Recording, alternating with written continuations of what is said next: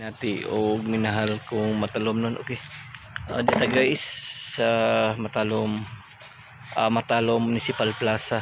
Kung ganahan mo pa itong balot, ari lang ta sa Matalom Municipal Plaza guys.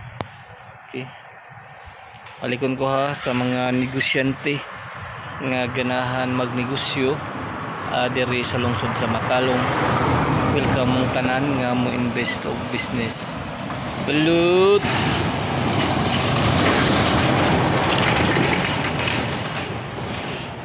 ang lungsod sa Matalom nanginahanglan og mga investor, nanginahanglan og mga negosyante.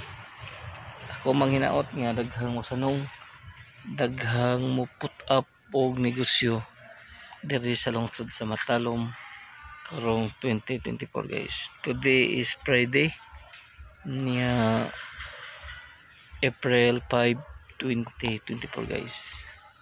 Okay, palit na magbalot guys diri sa Matalom Municipal Plaza. Okay, ako manghinaot nga magtinabang nga jud ta kanunay alang sa kayuhan sa tanan og kalambuan diri sa lungsod sa Matalom guys.